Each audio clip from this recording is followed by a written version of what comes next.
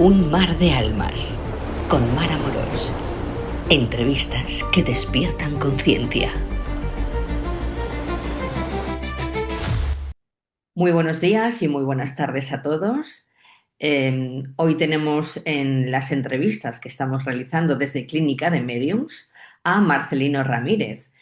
Y además nos acompaña porque vamos a explorar uno de los temas que más nos intriga y que también nos esperanza y que además está abriendo una serie de líneas de entrevistas y también de información para aquellos curiosos que se acerquen al fenómeno que nos ocupa, como es la muerte. Lejos de ser un evento lleno de pena o de ser lúgubre en esta vida y sobre todo desde el punto de vista del libro de Urantia, que es el tema que nos aborda hoy, la verdad es que la quinta revelación, así es como ellos la llaman, nos describe un evento lleno de muchas, muchas esperanzas y sobre todo, como ellos le llaman, el sueño del tiempo.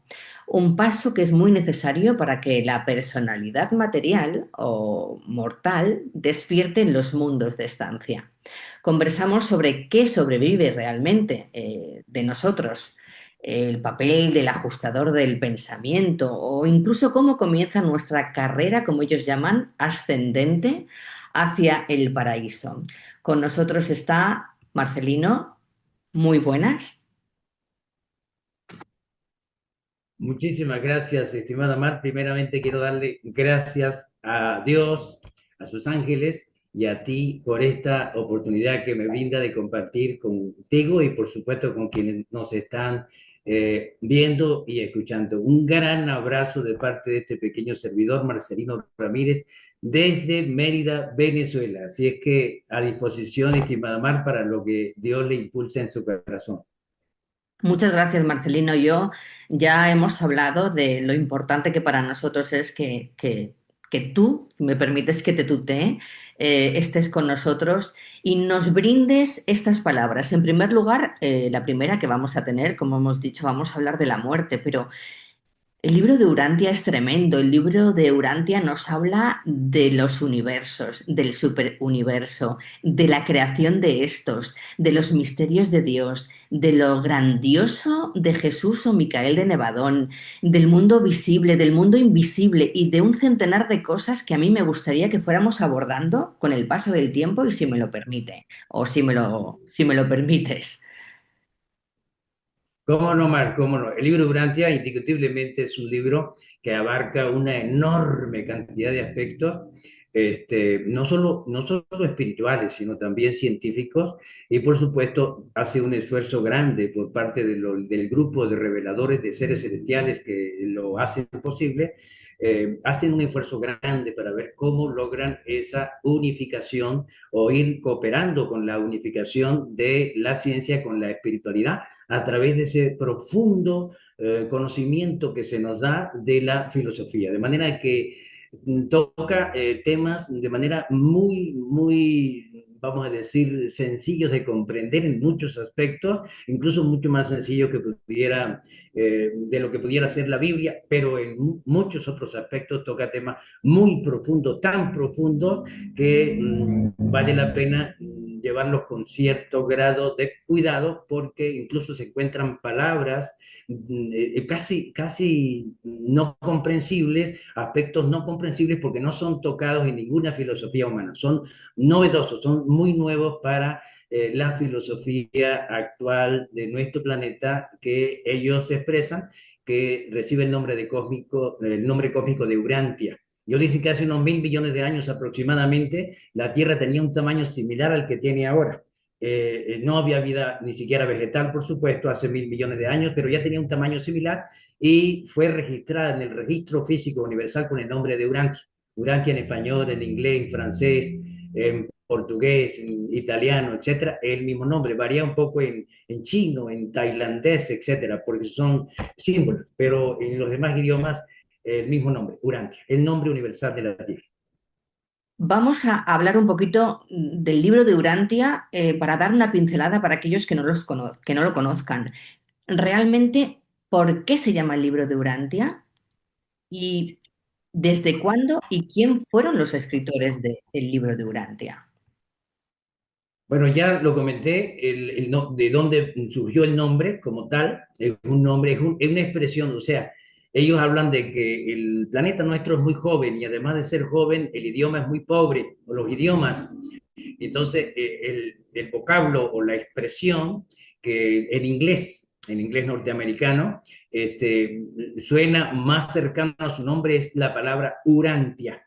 Por eso es que lo expresan, ¿no? Es el nombre que le colocaron a nivel cósmico, universal. Y, por supuesto, se produce por una petición de unos seres que no son celestiales, en cuanto a que son seres creados por las divinidades directamente, sino son seres planetarios, pero no son mencionados en la Biblia ni en ningún otro libro, se llaman seres intermedios.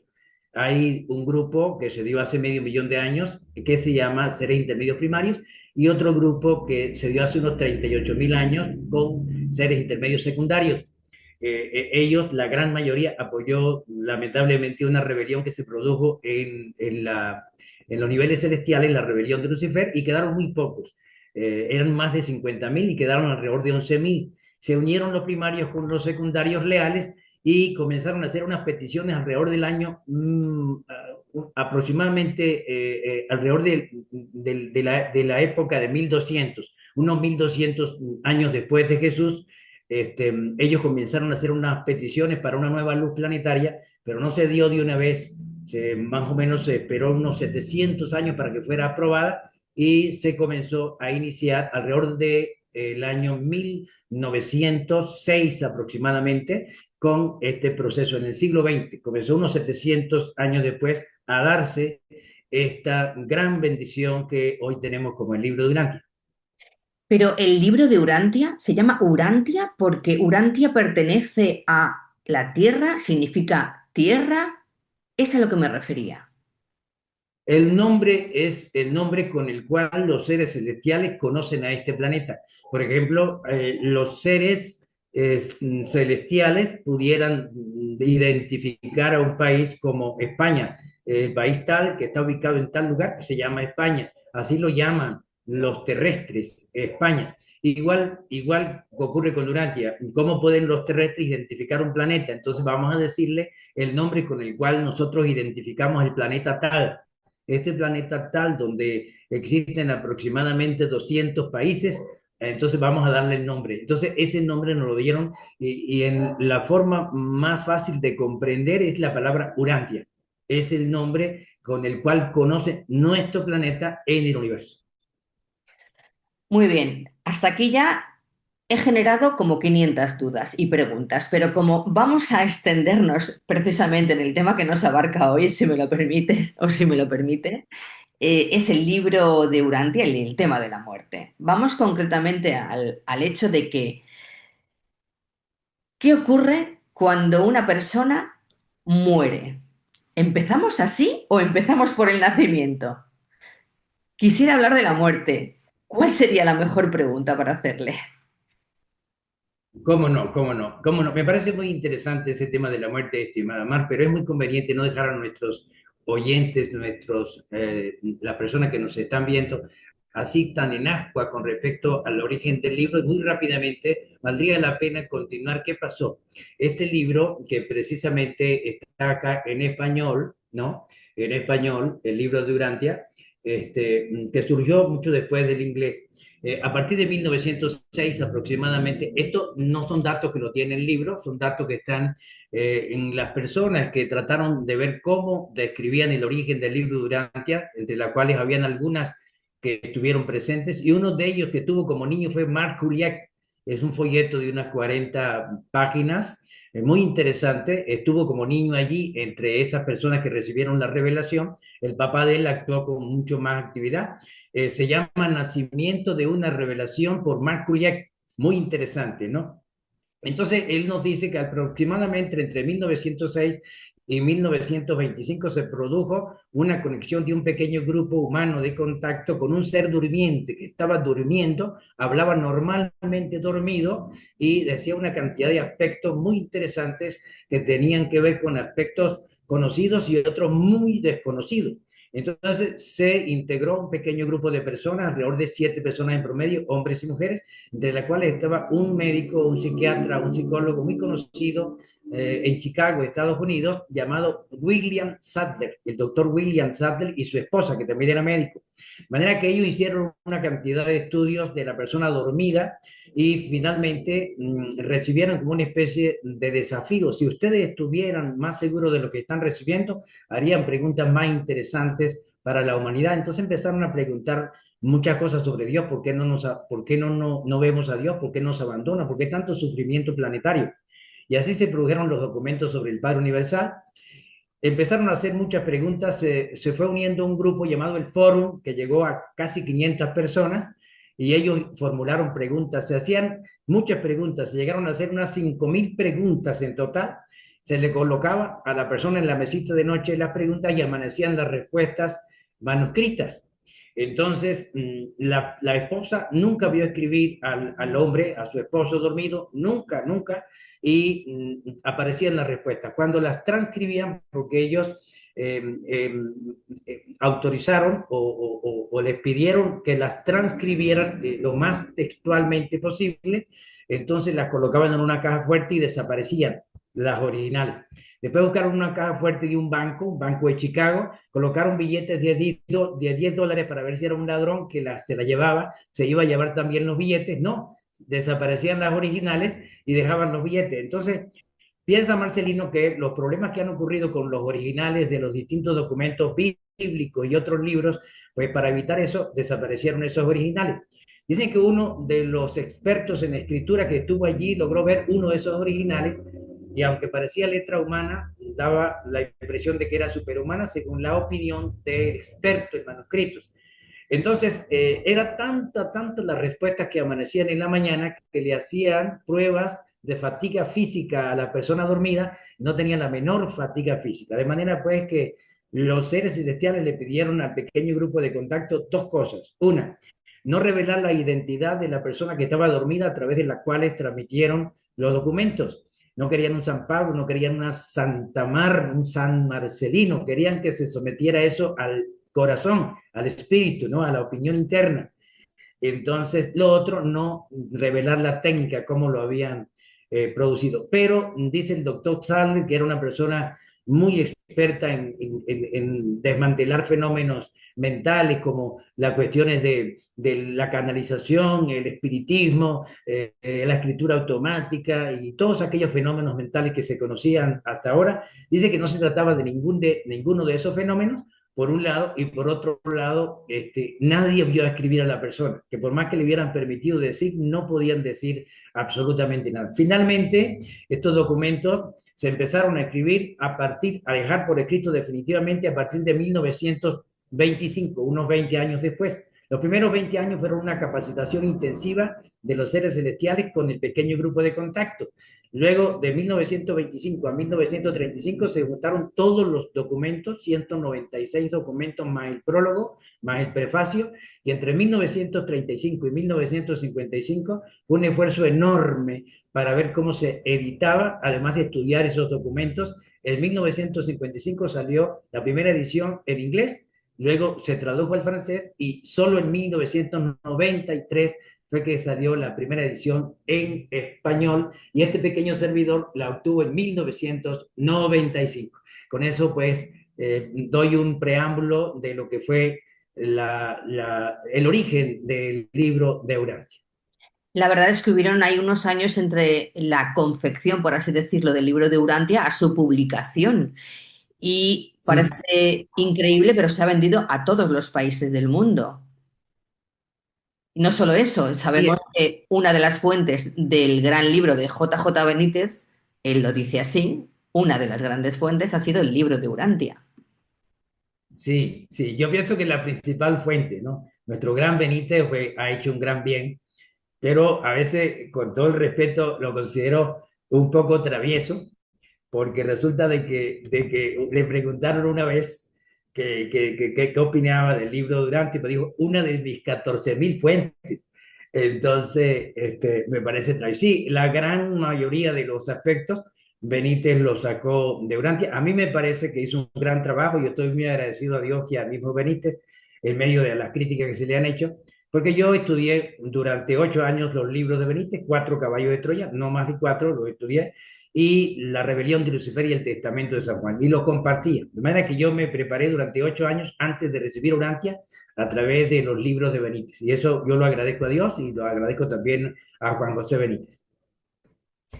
Sí, la verdad es que sí. Nos acercó un poquito ese personaje, Micael de Nevadón o Jesús, y nos lo hizo muchísimo más llevadero, más cercano, más amoroso, y uno volviendo a las páginas del libro de Urantia se da cuenta que efectivamente el personaje o la persona en sí, la novela en sí parece la misma. Bueno, ¿qué le parece si entramos ya en materia y vamos a hablar de la muerte? Que es un tema que la verdad es que a todos nos interesa muchísimo, porque mire usted, existe el miedo todavía en esta sociedad de morirnos, de que finalice nuestra vida, de que las personas que nos han dejado ya no las vamos a volver a ver. Sí, cómo no, estimada Mar, disculpe, hay a veces un poco de río, estoy cerca de una carretera. Bueno, en todo caso, es muy interesante lo de la muerte. Yo le pregunto a algunas personas que voy, por ejemplo, en el autobús, le pregunto a algunas personas, ¿usted cree que hay algo más después de la muerte? Y la mayoría de personas dicen, pues no sé, pues ¿quién ha venido? ¿No? Incluso personas creyentes en Jesucristo, ¿quién ha venido? Nadie ha venido. Pues no sé, pues no tengo mucha claridad, pudiera ser que haya algo, pudiera que no. Yo me inclino a creer que no hay más nada. Una gran cantidad de gente dice, yo me inclino a creer que no hay más nada. Y sí, definitivamente hay. Yo generalmente le digo a las personas, a algunos pocos ateos que me he encontrado, le digo, mire, quítese eso de la fe. Supóngase usted que la fe se la dio su papá, su mamá, hermano, amigo, o el sacerdote o el pastor, y vea al universo y vea el sol, la luna, las estrellas, que son soles, y por supuesto el planeta y pregúntese con su pura razón, un ser que, o un ser humano que usted conoce con la mayor inteligencia, pudo haber sido capaz, la mente humana, de colocar eso que usted capta en el universo, en el macrocosmos y aún en el microcosmos allí. No, la razón dice no, debe haber una inteligencia superior. Y usted cree, hermano o hermana, que esa inteligencia superior va a ser tan poco inteligente como para que nuestra vida llegue a vivir 40, 50, 80, incluso 90 años y nada más. No, por eso hay realmente una inteligencia suprema que se llama Dios, o le llamamos Dios, y esa persona tiene algo más después de la muerte. Entonces le digo, además la fe no la dio el papá, la mamá, o cualquier sacerdote o pastor, la fe la da Dios a través de unos espíritus que se llaman espíritus ayudantes de la mente, que actúan desde el vientre materno. Y así es. Entonces le doy un abrazo al ateo y bueno, se va motivado y yo también aprendo de él, de ella algo, ¿no? Y sí, en el momento de la muerte, estimada Mar, y quienes están viéndonos y escuchándonos, en el momento de la muerte, en el momento de que hay una pérdida total de la conciencia y el cerebro deja de funcionar, ya no tiene signos vitales, la chispa divina del Padre que vive dentro de la mente, que es precisamente llamada por los reveladores el ajustador del pensamiento, porque ajusta el pensamiento a cada nivel en la medida de que uno va cooperando con esa fe y va tomando decisiones de hacer lo que uno siente que le agrada a Dios, o cohibirse de lo que uno siente que desagrada a Dios, el ajustador va afinando. Y ese ajustador o esa chispa divina que los miembros de las distintas religiones nos dicen que somos templos del Espíritu, que Dios vive en nosotros, esa chispa divina es parte del ser humano y va a Dios, va al Padre. En el centro de la creación existe un extraordinario cuerpo celeste que es el máximo de los máximos en gloria, en brillo, en perfección, en todo lo que es estabilidad, que se llama paraíso. Y alrededor del paraíso hay 21 esferas sagradas que le rodean. Luego de esas esferas sagradas hay 1.000 millones de mundos en 7 circuitos que se llama el universo central de Abona, mundos perfectos y gloriosos que nos esperan y por supuesto que están entre el paraíso y ese grupo de esferas, de 7 circuitos, se encuentran los 21 esferas sagradas. 7 primeras del Padre Universal, 7 segundas del Hijo Eterno y 7 terceras del Espíritu Infinito. El ajustador parte de la criatura y va a una de esas esferas del Padre, la más cercana al paraíso, que se llama Divinington, Divinington, pueblo divino. Allí llega la chispa divina a hacer una cantidad de actividades, pero no va a ninguna otra mente. El alma que ha sido formada, porque generalmente se piensa, tanto en las tendencias orientales como en las tendencias occidentales, tanto en las religiones cristianas, judías, mahometanas y las tendencias hindúes, budistas y de otras tendencias orientales, creen que hay un Dios que está en uno, sí, y que venimos de un Dios, sí, pero hablan de un solo espíritu, hablan de una sola presencia divina en nosotros. En cambio, Urantia nos refleja que en el humano, o nos da a entender detalladamente que en el humano hay dos presencias espirituales. En el caso de Mar y en el caso de Marcelino, tenemos dos presencias espirituales o dos realidades espirituales. Una, la chispa divina del ajustador que comenté que acababa de partir de la persona fallecida, que llega al niño o la niña a los 5, 6, 7 años, por ahí una edad promedio de 6 años. A Jesús le llegó a los 4 años, 5 meses de edad, al hijo de José y María. Esa chispa divina llega en el momento de la primera decisión moral. Cuando la persona se cohíbe de hacer algo porque cree que desagrada a Dios, o cuando el niño o la niña se impulsa a hacer algo porque cree que agrada a Dios, en ese instante que lo hace por primera vez, que distingue entre el bien y el mal, le llega la chispa. Al llegar la chispa, la mente que coopera por fe se une a esa chispa como madre y la chispa se une a la mente que coopera como padre. Esa madre, mente que coopera por fe, y ese padre, chispa ajustadora que llega, tienen un hijo, y ese hijo se llama alma. El alma humana es hija de la madre mente que coopera y el padre chispa que llega como ajustador. Y entonces a partir de allí, esa niña que cooperó para la primera o que decidió tomar la primera decisión moral por la ayuda de los últimos dos espíritus ayudantes de la mente, el de adoración y el de sabiduría que le hicieron tomar esa primera decisión moral, esa niña se transforma en 4 elementos en ese instante. Un elemento cuerpo, un elemento mente, un elemento chispa que llega y un elemento alma que se inicia. Esa alma jamás ha estado en otro cuerpo y jamás va a estar en otro cuerpo físico, ¿no? Esa alma es la hija de esa mente que coopera y de esa chispa divina que llega. Entonces, cada vez que Mar o cualquier persona da un vaso de agua con fe, se produce un aumento de esa alma y la chispa divina, el ajustador, hace un duplicado. Cada acción, cada decisión de valor que hace Marcelino, la chispa divina aumenta nuestro nivel, ¿no? Y ese valor lo hace por duplicado. Uno lo toma la chispa para su experiencia individual y otro se lo da a Marcelino, se lo da a Mar para que lo administre. Y eso que tiene Marcelino y Mar es el alma. Entonces, 4 elementos tienen los seres: un cuerpo, una mente, una chispa divina que habita en forma individual o ajustador del pensamiento y un alma que está en proceso de crecimiento cada vez más en la medida de que el ser humano coopere por fe para tomar siempre las decisiones que crea que son la voluntad de Dios, del Padre, tal como lo concibe. Ok, Entonces, en ese instante, adelante, adelante. sí, hagamos un preámbulo. Esto quiere decir que el libro de Orantia no contempla la reencarnación. Hablamos de la reencarnación como vuelta a la Tierra. Lo que sí contempla es que continúo mi crecimiento con estos, llamémosle, facetas que usted ha descrito, es decir, mente, chispa divina, ajustador del pensamiento y alma. O bueno, corríjame si me equivoco. Exactamente. Exactamente. Y por favor, no se preocupe cuando quiera interrumpirme, por favor, con toda la confianza y con toda la libertad posible lo hace. Entonces, sí, estimada Mar, no existe o no se da exactamente la reencarnación como hasta ahora se ha creído en distintas tendencias orientales y no orientales.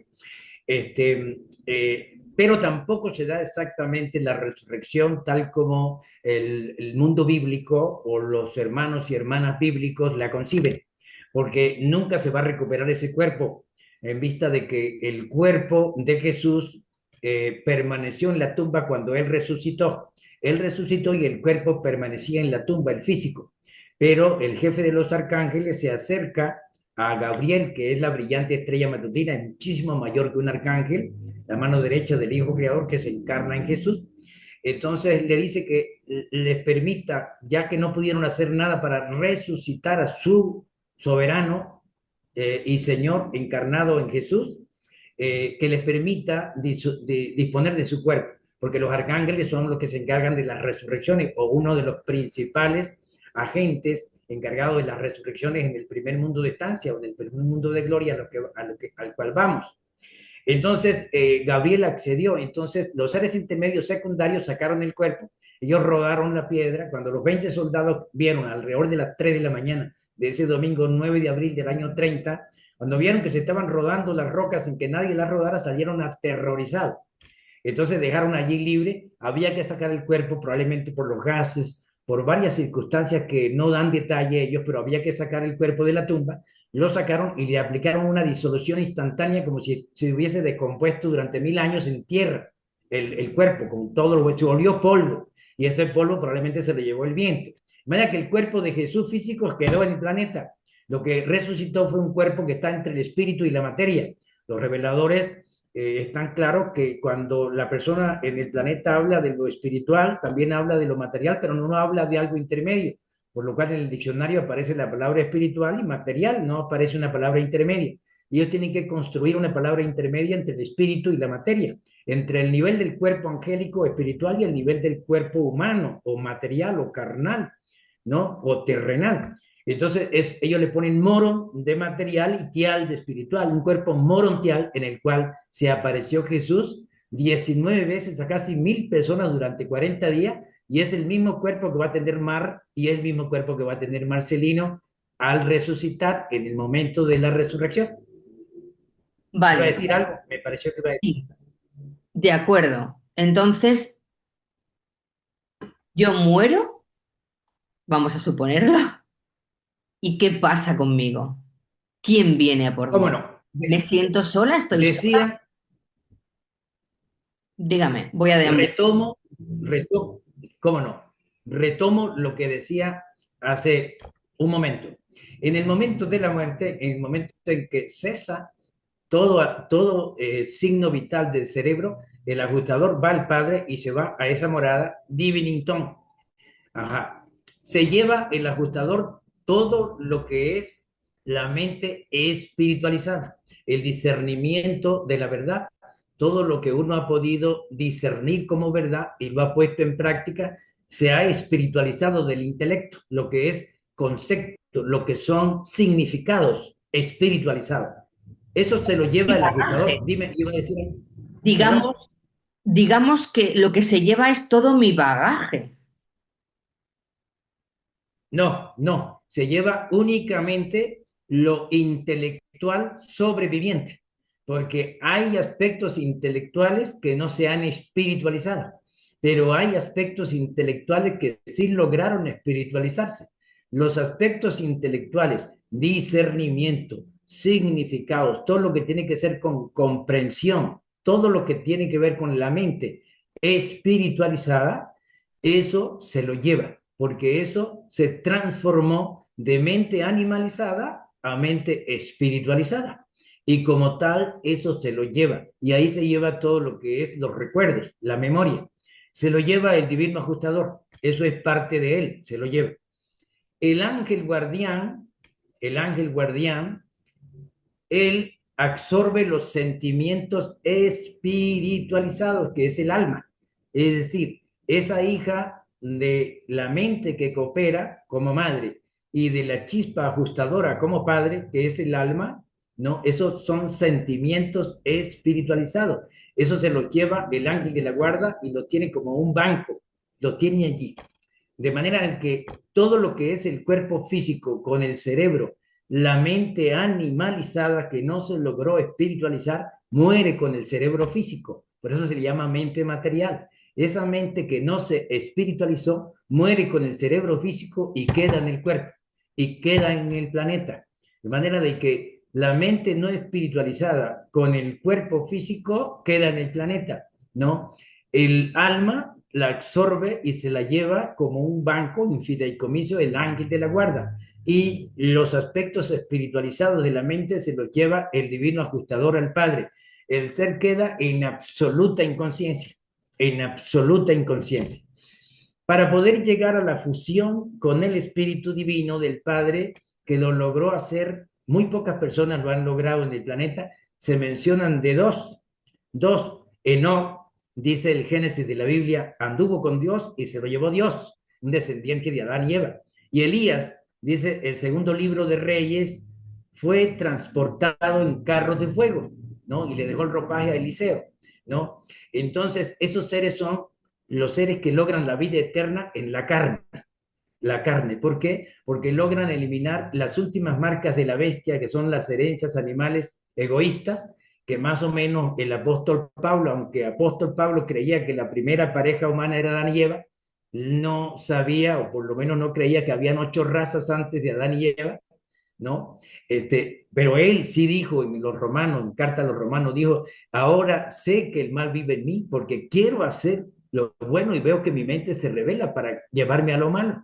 Entonces, ese mal que dijo Pablo, vive en mí es el ego, esa parte animal egoísta que está en todos los seres humanos y que no solamente puede hacerle un gran mal al prójimo, sino un gran mal al yo y que puede llegar a los niveles de autodestruir el alma, que es el peligro, que es el peligro. Entonces, ¿qué ocurre? Esas últimas marcas de la bestia que se hablan en el Apocalipsis, que no tienen nada que ver con un falso profeta como tal, con un monstruo, con un anticristo, aunque sí existen los falsos profetas, pero no es un anticristo que se va a levantar y que nos va a poner un sello como la marca de la bestia. Esa marca de la bestia es las herencias animales egoístas que todos tenemos. Y cuando se logran superar todas, que hasta las últimas marcas se logran limpiar aquí, el cuerpo humano no resiste esos niveles. Y como no resistes, hay un fuego glorioso que viene a través de la chispa divina, del ajustador, y hace posible que el cuerpo humano se pulverice, así como se pulverizó el cuerpo de Jesús. Y el cuerpo queda polvo y el ser humano no experimenta la muerte natural y es trasladado a unas moradas superiores, quinto, sexto, séptimo mundo glorioso. De manera de que no vive los mundos anteriores. ¿Por qué? Porque ya los vivió en el planeta, ya se capacitó y ese ser adquiere la vida eterna.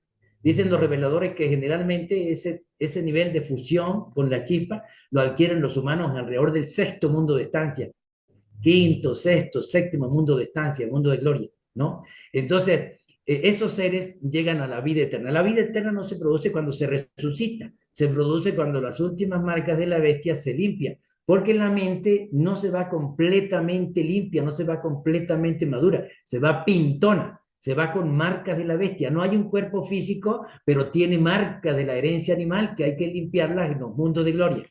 Y por eso no hay todavía la vida eterna y por eso se puede rechazar a Dios aún en el cuerpo morontial. O sea que pasamos al cuerpo morontial. ¿Y esos mundos cómo son? Sí, ¿Cómo son esos mundos? esos ¿Qué mundos hacemos? ¿Cómo son, vivimos? son, ¿cómo no? Esos mundos son moradas gloriosas, pero la gloria no es más sino la estabilidad que tienen, porque son mundos que no necesitan luz del sol, es una luz sin calor, una tonalidad en el día, otra en la noche, sin calor, una luz bellísima. No vamos a consumir comida física, el cuerpo que vamos a tener es un cuerpo donde va a ingerir todo, no va a haber desecho sólido ni desecho líquido, todo se va a consumir. Hay materiales morontiales, vamos a comer vegetales morontiales, frutas morontiales, alimentos morontiales, van a haber unos reinos morontiales de vegetación, animales también que vamos conocer allá. Y vamos a vivir en unos espacios muy ordenados, vamos a lograr ver a nuestros seres queridos que han fallecido con fe. Vamos a tener la posibilidad de ver cara a cara al ángel de la guarda, vamos a tener la posibilidad de unas residencias muy, muy interesantes. Allá hay el doble de los elementos de la tabla periódica química, el doble, se manejan una cantidad de aspectos, son mundos que no han sido evolutivos, han sido construidos por unos seres que hicieron posible la densificación de la nebulosa para que aparecieran los soles, se llaman controladores del poder universal. Ellos ayudan al Hijo Creador y a la hija creativa a construir esos mundos. Son moradas aptas para los seres celestiales que son residentes de esas moradas y para los humanos. Por eso hay muchas moradas en la casa del Padre, y eso lo dijo Jesús en la última cena y en muchas otras oportunidades. Entonces, ¿qué ocurre al resucitar? ¿Cuándo se resucita? Va a depender de esos niveles. Hay 7 niveles para llegar al nivel que llegó Enoc y al nivel que llegó Elías, ¿no? Y por supuesto Jesús también llegó a ese nivel. Jesús tuvo la posibilidad de fusionarse con la chispa como Enoc con Elías, pero no se dio. En el bautismo lo que se dio fue que salió la chispa, el Padre le dio una personalidad por gracia y la chispa vino con una personalidad que no fue la de Jesús. Entonces Jesús siguió conectado con el Hijo Creador porque tenía 4 años de misión adicional. Y si se hubiese fusionado, el cuerpo se hubiese pulverizado 4 años antes. Entonces él tenía que cumplir una misión, siguió conectado con el Creador. Jesús tenía doble naturaleza. Jesús es un ser como Omar y como Marcelino, hijo de papá y de mamá. No olviden, de papá y de mamá. María tuvo 9 hijos, eh, eh, 9 con Jesús. Jesús fue el primero. Él tuvo 8 hermanos, 5 hermanos y 3 hermanas, ¿no? De manera pues que fue una experiencia extraordinaria para Jesús. Ahora bien, una vez que la persona parte con un nivel. Cuando las personas no logran los niveles que llegó Enoch y Elías, donde no experimentan la muerte natural, esos seres llegan a niveles altos. Por ejemplo, del nivel 7, que es el más bajo, van subiendo nivel 6, nivel 5, nivel 4, nivel 3, nivel 2, nivel 1. Todos los seres que estén desde el nivel 3, nivel 2, nivel 1 y mueren en esos niveles altos, son resucitados, reensamblados, son repersonalizados a las 36 horas, a lo cual humildemente se sometió Jesús, ¿no? Esos seres despiertan en forma individual por derecho propio a las 36 horas. Son resucitados en el primer mundo de estancia. Hay unas salas de resurrección con una enorme capacidad para recibir incluso masa de seres resucitados. Cuando los niveles están medios, digamos un quinto nivel, un cuarto nivel, niveles medios, los seres son resucitados, pero en resurrecciones especiales milenarias, unos de Europa, unos de África, unos de América, etcétera, pero en grupos. Son grupos resucitados en cortes que hacen cada 1000 años, se llaman resurrecciones especiales milenarias. Y cuando la persona muere en niveles muy bajos de espiritualidad, digamos nivel 6, nivel 7, los niveles más bajos, generalmente se resucitan en lo que se llaman resurrecciones de juicio final. También se llaman resurrecciones de misericordia probatoria. Se les conoce como resurrecciones de juicio final porque hacen un juicio al planeta donde se resucitan personas que han dormido durante un tiempo largo, unos grandes, grandes lapsos de miles de años, se toman en cuenta allí para resucitar. Se han hecho 3 grandes resurrecciones de juicio final en el planeta. La primera fue hace medio millón de años cuando vino un príncipe planetario con un grupo corpóreo y abarcó un tiempo desde la primera pareja humana, que fue hace 993.000 años, que en el libro aparece como Andoni Fonta, hasta la época que vino el príncipe hace medio millón de años, 493.000 años. De manera que la persona que murió al principio de la humanidad tardó 493.000 años dormida, totalmente inconsciente. Y la que murió un día antes tardó un día, ¿no? ¿Que iba a decir algo, Omar? Sí, le iba a preguntar, no sé si las personas sabrán a qué se refiere usted, a qué persona en concreto, cuando se refiere a príncipe planetario. Sí, es un príncipe, sí, podemos tocarlo en un momento posterior o si hay oportunidad ahora. Es un príncipe del planeta, sí, muy breve, muy breve. Es un príncipe, hasta ahora se ha confundido, los bíblicos han confundido a Lucifer, Satanás, Belcebú y el príncipe de las tinieblas con un solo ser diabólico. No, son 4 completamente diferentes pero aliados. El cabecilla Lucifer, la mano derecha, Satanás. El Belcebú es el jefe de los seres intermedios rebeldes, es Belcebú. Y el príncipe planetario es un príncipe que pertenece a una orden llamada Lanonandek secundario. Lucifer y Satanás pertenecen a la orden Lanonandek, pero primarios, ¿no? En cambio, el príncipe es Lanonandek secundario. Él es el que llegó hace medio millón de años con un grupo corpóreo, un grupo que de seres resucitados de otro mundo, que se les dio cuerpo para que tuvieran un puente entre el príncipe y la raza humana, ya que la raza humana no podían ver al príncipe invisible. De manera que ese fue el ser que llegó hace medio millón de años y es el único que no se da el nombre en la Biblia, se llama Caligastia con C, Caligastia. Hay una diosa de la muerte de la mitología hindú, Kali con K, pero este es Caligastia con C, el que hizo caer a Eva, como, que es el que se simboliza como la serpiente antigua. De manera pues, que siempre la serpiente se simbolizó como el símbolo del mal, la serpiente, así como el símbolo de la mansedumbre, el cordero, ¿no? Y de la paloma, la paz. Así pasó con la serpiente y por eso quedó allí. Habían árboles también que eran de la tentación y uno de los principales era la manzana, ¿no? Por eso se habla de la manzana. Entonces, bueno, ese fue el que vino hace medio millón de años. Ahí se hizo un corte. Se cerró la primera era y se inició la segunda hace medio millón de años con la venida del príncipe. Se produjo la primera resurrección de juicio final, abarcando 493.000 años. Luego se produce la segunda resurrección de juicio final hace 38.000 años, cuando vino Adán y Eva. Ya habían pasado desde el príncipe hasta Adán y Eva 462.000 años. Abarcó esa segunda resurrección de juicio final 462.000 años de seres que habían muerto en los niveles bajos y estaban dormidos. Y ahí se produjo la segunda resurrección de juicio final y por supuesto la segunda revelación epocal, porque la primera fue el príncipe planetario Caligastia. Luego se produce, cuando vino Maquiventa Melquisedec, que fue hace 4.000 años, que se conectó con Abraham allí en Jerusalén, que se llamaba Salem, en esa época no se llamaba Jerusalén, sino Salem, la ciudad, entonces por eso el sabio de Salem, que aparece en el Antiguo Testamento de la Biblia, hizo contacto con Abraham, duró 94 años, hizo un gran trabajo, fue un Melquisedec celestial, se le construyó un cuerpo similar al humano y estuvo un gran trabajo para tratar de preparar el camino para la venida del viejo creador y tratar de unificar un poco la creencia de un Dios único, porque se había perdido la creencia de un Dios único. De manera pues de que no hubo una resurrección de juicio final cuando vino. Fue una revelación epocal, pero no de juicio final. No fue una terminación de era o de edad. Pero sí pasó en la cuarta revelación epocal, que fue el creador Micael de Nevadón, autotorgado en el Hijo de José y de María, Jesús. Y ahí sí se produjo no solo la cuarta revelación epocal, sino se produjo la tercera dispensación de juicio final, es decir, la tercera resurrección de misericordia probatoria o de juicio final desde Adán hasta Jesús, que abarcó 36.000 años.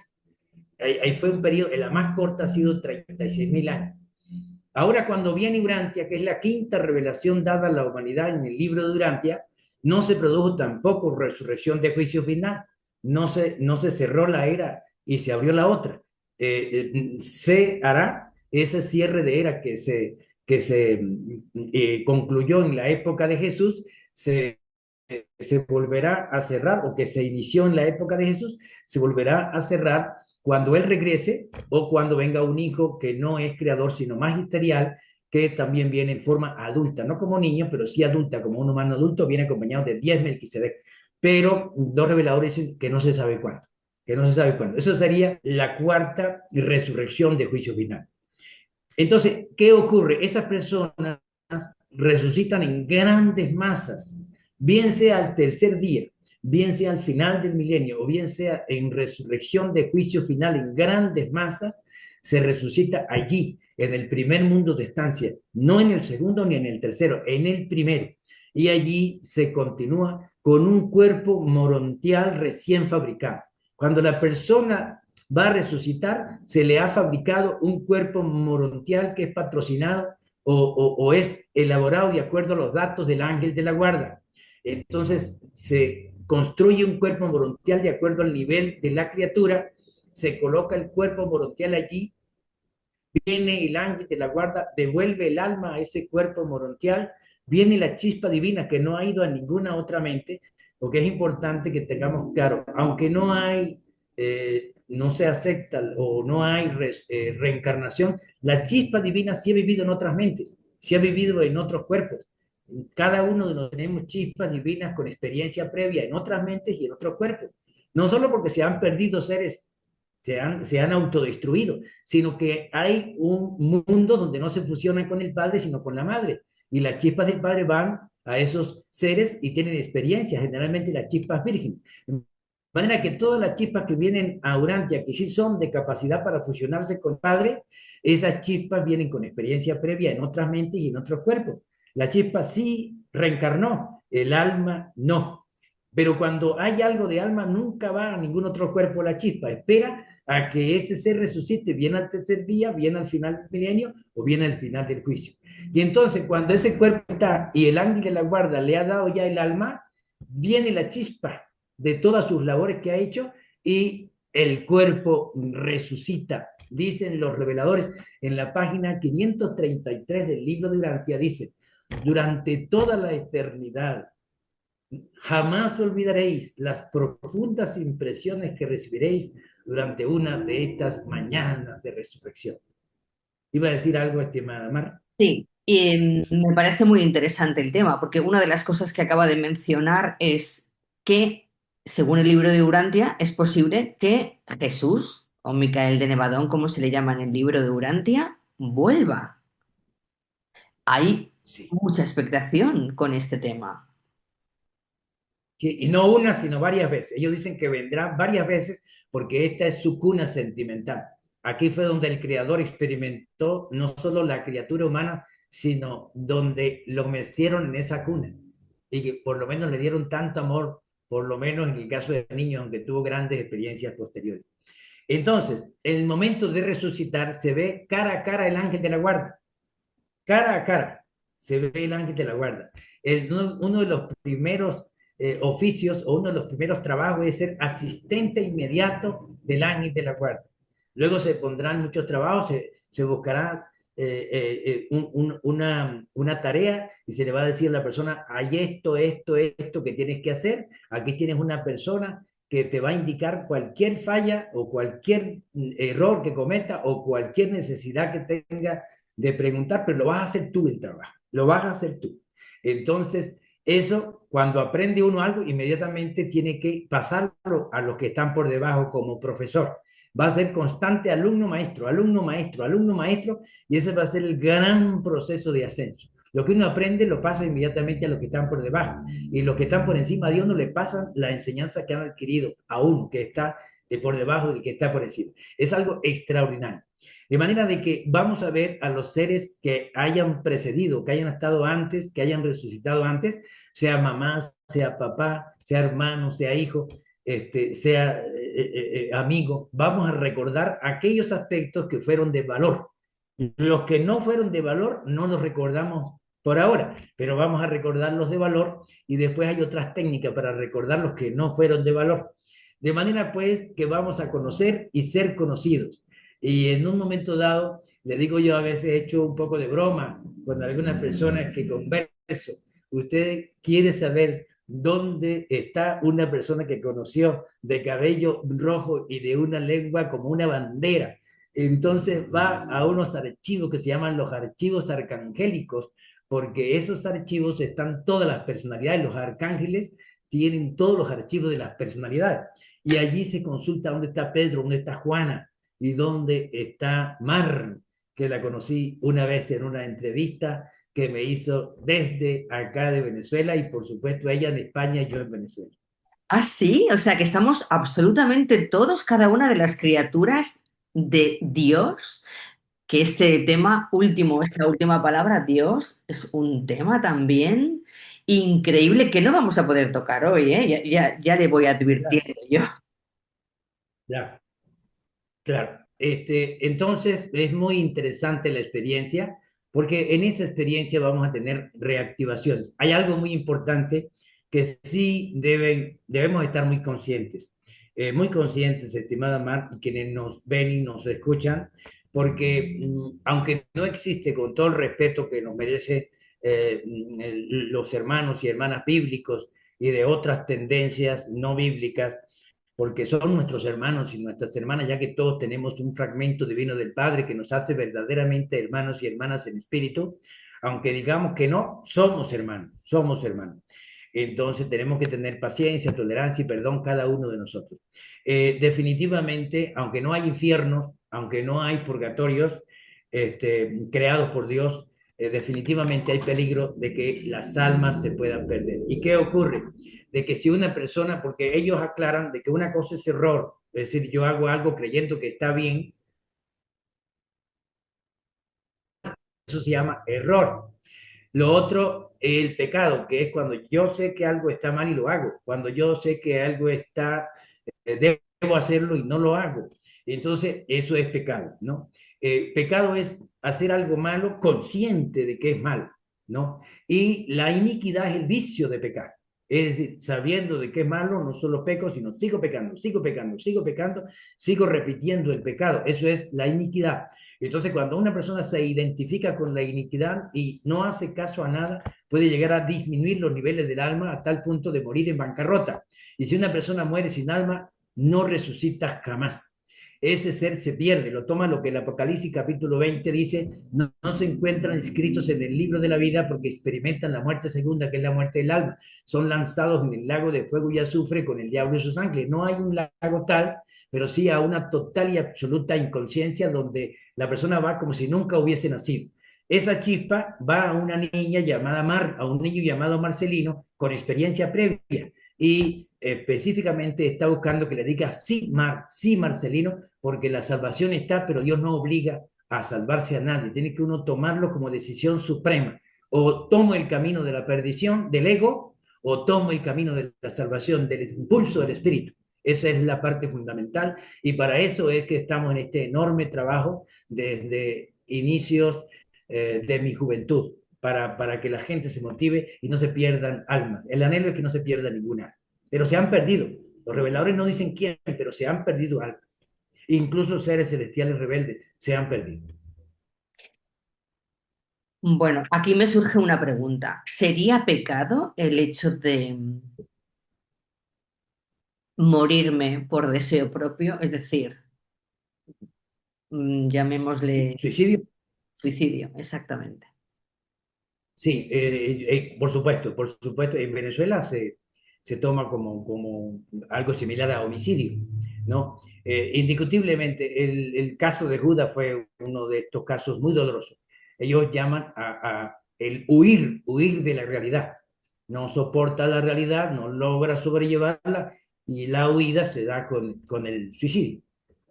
De manera de que es un acto que indiscutiblemente la conciencia profunda de ese ser le dice que no lo haga, no lo haga, pero lo hace, lo hace.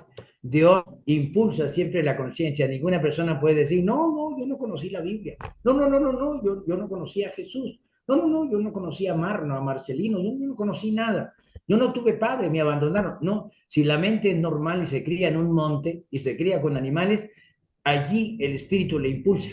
El espíritu le impulsa a su manera, de manera de que tiene que tratar de tener valores con los árboles, con los insectos, con los animales que se encuentran allí, y allí tendrá cierta capacidad para elegir ciertas cosas o rechazar ciertas cosas. Y esa persona, aunque aislada por circunstancias X, esa persona tiene la ley interna y sabe qué es bueno y sabe qué es malo al nivel de esa persona, por más primitiva que sea la persona. Siempre que tenga chispa es porque la mente es normal. Y siempre la chispa le va a impulsar qué es bueno y qué es malo en cada ambiente en donde se encuentre, en cada circunstancia en donde se encuentre, de manera que no hay excusa para decir yo no, no. Sí, no tuvo nada, no sabe leer, no sabe escribir, pero tuvo el impulso interno de la chispa divina, tuvo el impulso interno del Hijo que le envuelve, el impulso interno del Espíritu materno, el Espíritu Santo, y el impulso externo del ángel de la guardia. Hay impulsos. Y esos impulsos, lo que dice la gente, la intuición, el presentimiento y sobre todo lo que nos decían las abuelas, la corazonada, esas corazonadas.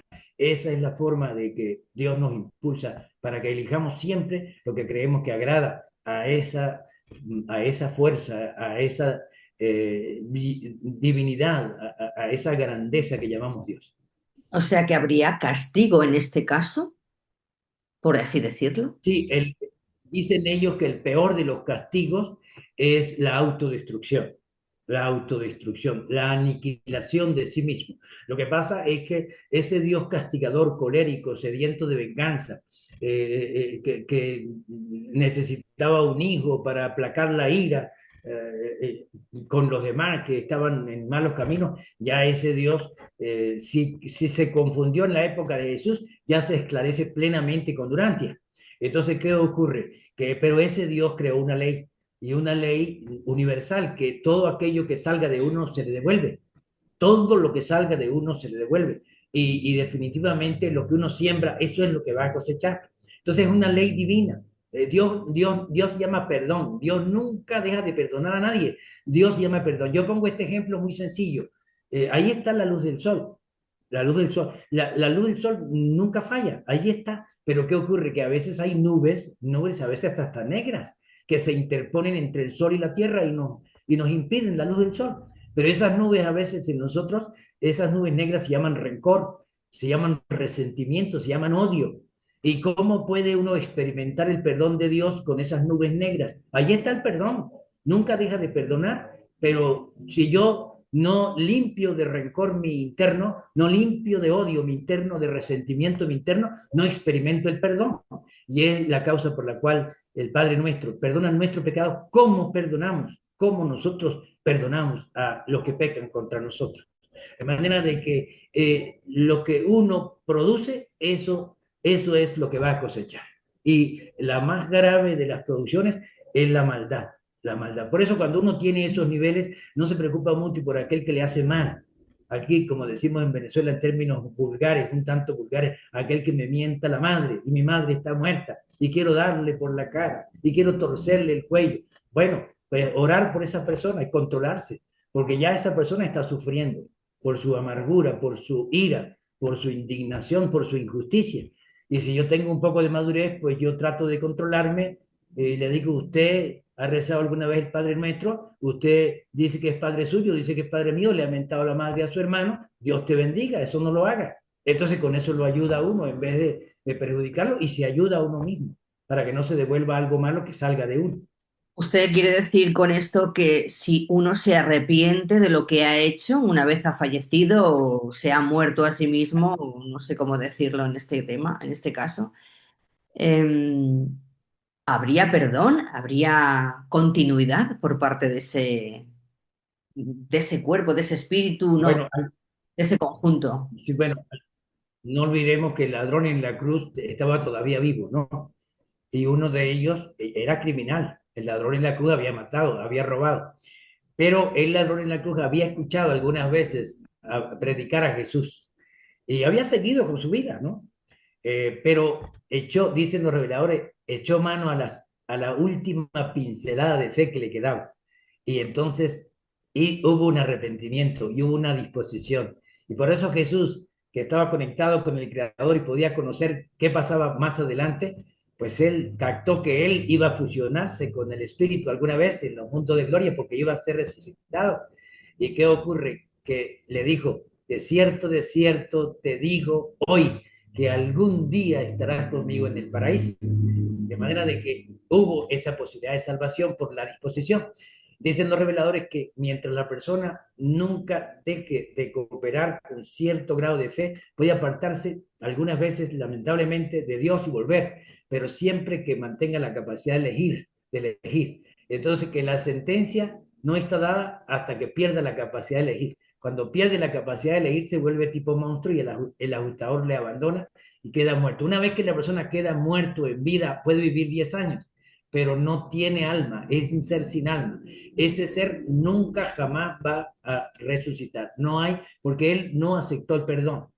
No es porque Dios no lo perdonó, él no aceptó el perdón, él quiso autodestruirse, no quiso nada con Dios, no quiso nada con sus ángeles, no quiso nada con los seres que lucharon para que él tuviera un nuevo nacimiento espiritual. Es más, hasta el perro le batió la cola cuando iba a cometer el último crimen, pero no le hizo cargo ni al perro. Entonces, porque Dios utiliza todo para ello. Ahora, hay personas que dicen que Judas no se salva, que se autodestruyó. La opinión de Marcelino con respecto a Judas que se suicidó es la siguiente. Él tenía alma, se dice que tenía alma y que sintió remordimientos de conciencia. Dice que se enfrentó con su propia alma, dice que se arrepintió. Él quería liberarse de esa culpa y soltó la moneda de plata.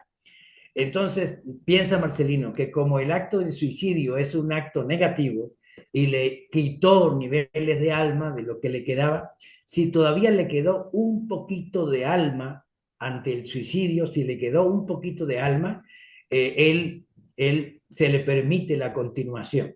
Si él se llevó todo el poquito de alma que le quedaba con el suicidio, se autodestruyó. Si fue, pisoteó la última gota de misericordia, entonces él se autodestruyó. Pero ¿quién sabe eso? Las fuerzas celestiales, la inteligencia celestial. Y en el caso de Judas hay algo muy interesante, porque en el caso de Judas, si se le dio oportunidad, él resucitó el domingo 9 de abril del año 30 hacia las 3 o no hacia las 3 un poquito después que se dio la orden de ese domingo. ¿Qué ocurre? Él resucitó, pero si él resucitó, con toda seguridad se les prohibió a los reveladores decir media palabra o una palabra. ¿Por qué? Porque entonces eso va a ser una fiesta de suicidios, ¿no? Como Judas se salvó, eso tendría que tenerlo prohibido decir algo sobre eso. Los reveladores dicen, Jesús sintió lástima del traidor. Dice, los mundos encuentran difícil perdonar a Judas y su nombre fue execrado. Es lo que dicen los reveladores. A ver, una cuestión importante. Una, una vez estamos aquí en la Tierra viviendo. Reconózcame usted que es difícil esto de expresar a veces. Yo tengo un pronóstico de vida, es decir, yo voy a vivir hasta los 70 años, 3 días, 4 minutos y 5 segundos, o no se sabe. Y en este caso, según la respuesta que usted me dé, ¿qué pasa si yo muero antes de tiempo? ¿O eso es imposible? Bueno, mire, los reveladores nos dan a entender cosas que por supuesto yo estoy completamente de acuerdo porque hasta ahora no he encontrado nada que compagine más con esa verdad viviente y con esa lógica extraordinaria. Por supuesto hay verdades que no están en Urantia, que están en otros lugares. No es toda la verdad la que está en Urantia, es parte de la verdad, pero es la que menos distorsiones tiene en el planeta hasta ahora, de acuerdo a lo que Marcelino ha podido comprender en casi 50 años. De manera que ellos nos dan a entender eh, que Dios podría conocer el futuro de las personas. Él lo podría conocer. Si lo elige conocer, lo conoce y podría conocerlo. Pero está plenamente claro que el destino de un ser no está programado en el sentido de que tiene que ser así. Es exactamente elegido por el ser, el destino. Dice, el ser humano es el arquitecto de su propio destino. De manera de que si el ser se cuida, si coopera, puede vivir un poco más. Si el ser no se cuida y no se coopera, puede vivir un poco menos. Pero sí existen algunas veces intervenciones de la providencia, lo que llaman milagros. Pero esos milagros, dicen ellos, que las pocas veces que se producen por la misión o por la tarea que hace la persona, no tanto por la persona. Porque las personas, pues, son importantes para Dios, todas, por igual. Pero cuando hay una tarea importante que esté ejerciendo una persona, a veces se produce la intervención del proceso natural, que es lo que se llama milagro, y a veces lo hacen, y lo hacen con seres que pueden detener el camión, que pueden desviar por acá, por el otro lado, y pueden ocurrir incluso enfermedades que pueden llevarse a una persona y que efectivamente se protege para que no parta. Eso es producto de ciertas intervenciones de la providencia, específicamente por la tarea de la persona, ¿no? Entonces, como dicen algunos, le he hecho broma yo a algunos amigos que yo pues tendré las 7 vidas del gato, porque yo estando muchacho, yo nací con problemas digestivos, con algunas dificultades digestivas, ya a los 14 años tenía una úlcera y he tenido unos 10 derrames digestivos. Por cierto, cuando llegó Urantia a mis manos yo estaba con un derrame, pero allí lo empecé a leer y tomar nota. Entonces me operaron de la úlcera duodenal en el año 1989, luego de la vesícula. Pero aquí estoy y gracias a Dios me siento muy bien y muy activo, gracias a Dios. Y bueno, siempre dispuesto a utilizar mi vida espiritual, mi vida mental, emocional, mi vida física, material, para el servicio de la voluntad divina. Eso es lo que más anhelo, que Dios utilice las entrañas de mi ser para servirle tal como Él quiere. Em, Bueno, yo creo que vamos a ir finalizando casi casi esta entrevista, por lo menos el tema que hemos podido y podemos abordar durante el tiempo que más o menos tenemos, pero sí que hay temas muy interesantes que se me ocurren como últimas pinceladas y son en concreto, mire, usted lo acaba de nombrar o lo acabas de nombrar, los milagros. Esos que de vez en cuando surgen que no hay explicación, ni explicación científica, ni la busque uno por donde la busque, no la encuentra. Y otra cosa, em, el recorrido hacia Dios me da la sensación de que es un camino largo. Sin embargo, últimamente, con esto de los milagros y las ECMs, que se están oyendo muchísimo, se dicen muchas cosas y hay muchas cosas en común. ¿Qué opina de todo esto el libro de Urantia? Sí, sí, incluso dicen los reveladores que de todos aquellos milagros que se expresan en la Biblia, algunos sí fueron reales milagros o reales portentos, digamos, o aspectos que no tienen explicación desde el punto de vista científico, pero sí tienen explicación desde el punto de vista celestial. Simplemente aquellas técnicas celestiales todavía no las conocemos y las tomamos como milagros, ¿no?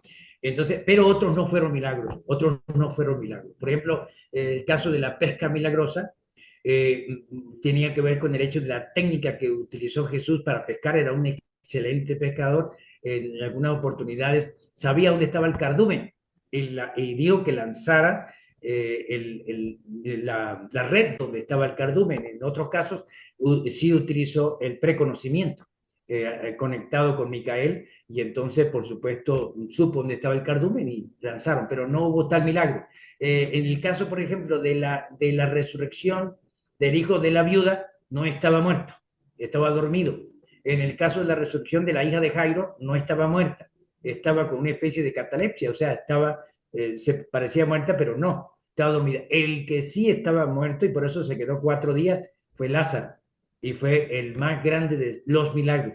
Pero dicen también que muchas personas se curaron en vista de la reacción que tiene el ser humano a través de la fe y de esa conexión de la fe con esa mente. Esas reacciones mentales unidas a la fe produjeron una cantidad de sanaciones que se la adjudicaron al maestro, pero que él no dio orden para esa sanación. Fue producto de esa disposición humana que se conecta a través de la fe, produce como una especie de conexión circuital donde se hace realidad lo que la persona anhela. Entonces es muy interesante esa parte. De manera pues que incluso esta persona encorvada, una señora que creo que tenía 18 años encorvada, allí muy encorvada, Jesús se acercó y dijo, mujer, si tan solo creyeras lo que acabo de expresarle. Y dijo, creo, y se levantó y quedó completamente recuperada de su encorvamiento, ¿no? Dice que Jesús no mandó a recuperar a esa mujer, simplemente ella ante este ser tan estimulante, se dispuso, cooperó con su mente y esa reacción de la fe de esa persona, de esa conexión con este ser motivante que estaba allí, hizo que esa reacción mental la recuperara. Ya no estuvo presa de su encorvamiento, sino que se dispuso a superarlo y lo superó en ese momento. Pero no hace falta irnos a la Biblia porque hoy en día todavía siguen ocurriendo cosas a las cuales no podemos o no se les puede dar explicación. Muchísimo, en todos los lugares, en todos. Por ejemplo, incluso en esos lugares un poco densos, como por ejemplo aquí por ejemplo hay en Venezuela un lugar llamado las Montañas de María Leonza, que es la parte espiritista, allí con un poco de velas, con un poco de pólvora, llaman aquí, esa que usan para los cohetes, y todas esas cosas, y una cantidad de cosas, aguardientes, se usa, todo ese tipo de cosas aún siendo eso tan denso, tan ordinario, cuando hay fe en una persona, cuando hay verdadera disposición, se producen esos milagros. Las oraciones, hay personas que hacen oración, tienen fe, tienen deseo de cooperar, se producen esas transformaciones. Incluso yo he tenido una cantidad de experiencias muy interesantes, he tenido que limitarme en las oraciones de sanación que he hecho porque me empecé a dar cuenta que la gente pues se recuperaba incluso de situaciones de tumores o de cánceres pero se iba y no se motivaba más por la parte de estudiar, pues, la parte espiritual. Entonces fui limitando eso y ahora solamente cuando me piden hago esa oración. Porque, ¿qué ocurre? Que lo que le pasó a Jesús, una cantidad de gente, por ejemplo, en una oportunidad llegaron cerca de 1000 sufrientes allí y fue tanta el grado de compasión que el maestro tuvo cerca del lago de Galilea, en Bethsaida, que remitió esto al Padre y el Padre pues no puso objeción y en ese instante entraron a actuar porque los milagros no los produce San Pascual, ni los produce el santo tal, ni la misma Virgen, no, los Bien, milagros los producen unos seres, sí, los milagros los producen, o las transformaciones físicas las producen unos seres llamados portadores de vida, transformadores físicos, serafines, incluso los seres intermedios y otros seres que intervienen y producen esas transformaciones cuando hay orden. Dice que en ese instante entraron en acción estos seres por la voluntad del maestro y sanaron 683 personas instantáneamente de todos sus problemas mentales y todos sus problemas físicos. Y fue una locura esa noche. De manera pues que de ellos apenas 7 lo siguieron, alrededor del 1%. Los demás se fueron a hacer sus actividades ya sanos. Ese es el problema. Entonces, por eso Jesús decía, no digan esto, para que no aumentara la cantidad de gente que pedía curación. Él quería era la curación del alma, no la curación tanto del cuerpo. Entonces, por eso estaba es súper. importante cuando uno ora es importante que esa oración, yo les digo a la gente, especialmente a los enfermos y a las enfermas, no oren tanto para quitarse el mal, para quitarse el dolor, oren para que su cuerpo sano pueda servir a lo que Dios quiere. Yo les digo, recuerden ese hombre que quitó el tejado, quitaron el tejado y metieron al hombre paralítico por el techo porque no pudieron meterlo por las puertas. Dijo, yo no soy como los demás que quieren sanarse solamente por quitarse el mal, yo quiero servirle a tu reino. Y él le dijo, levántate y anda. Y así fue, produjo mucho fruto. El cuerpo vale la pena sano si se produce fruto, como el que estamos produciendo nosotros con este compartir. Pero si no produce fruto, no tiene sentido, estimada Marta.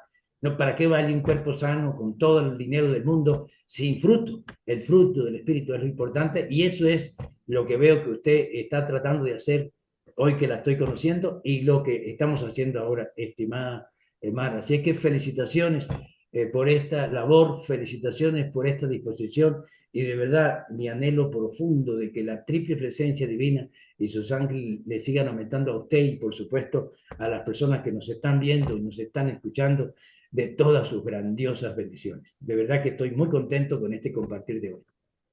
Muchísimas gracias a usted, porque la verdad es que ha sido un placer hablar con usted, hablar contigo. Yo aquí ya ves que al final mezclo el tú y el usted.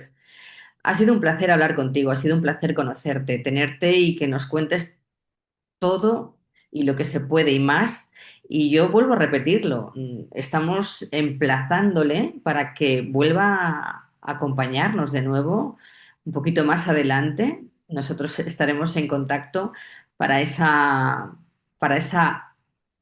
próximas incursiones, porque acaba de nombrar uno de los temas más fascinantes, que es como los seres intermedios, que la verdad es que nos produce muchísima curiosidad, porque, bueno, según el libro de Urantia, son los que se encargan de realizar muchas de estas labores o milagros, no sé cómo llamarlo, la verdad, pero que la verdad es que hay muchos que gracias a ellos también nos despiertan una parte tierna para continuar con el camino de la fe. Así es, así es. Incluso hay personas que tienen importantes misiones y dicen ellos que a Andrés, el jefe de los apóstoles, tenía un ser intermedio asignado y ese ser intermedio era secundario. Y ese ser intermedio fue miembro de la comisión de 12 seres intermedios que hicieron posible todos los documentos de la vida y las enseñanzas de Jesús. Digamos, el cabecilla de esos seres intermedios es el que se dirige a nosotros para iniciar esta vida y enseñanza de Jesús. De manera que extraordinario, extraordinario, y están con nosotros ayudándonos y hacen todos los esfuerzos posibles para que demos el todo por el todo. para que cuando lleguemos al primer mundo de estancia no se nos diga por tu negligencia, por tu falta de cooperación, por tu falta de disposición. Lo que anhelo yo que se nos diga es, hiciste todo lo posible, Mar, bienvenida, hiciste todo lo posible, Marcelino, bienvenido. Eso sería una alegría muy grande y es lo que debemos tratar de hacer. Pues así quedamos. Muchísimas gracias. Estamos en contacto. Un verdadero placer y muchos saludos, no solo a ti, sino Igual, también a todos los tuyos. amén. Igual, man, anhelo que sigas adelante. Entonces, por favor, con toda confianza, en una próxima oportunidad aquí estaremos y anhelando pues que tú y tu familia sigan adelante, dando el todo por el todo, por hacer lo que Dios y sus ángeles le impulsen en lo más profundo de su ser. Un gran abrazo en nuestro Jesús Micael desde nuestra querida Mérida, Venezuela, para nuestra muy querida España. Muchísimas gracias y muy buenas tardes. Igual, un gran abrazo.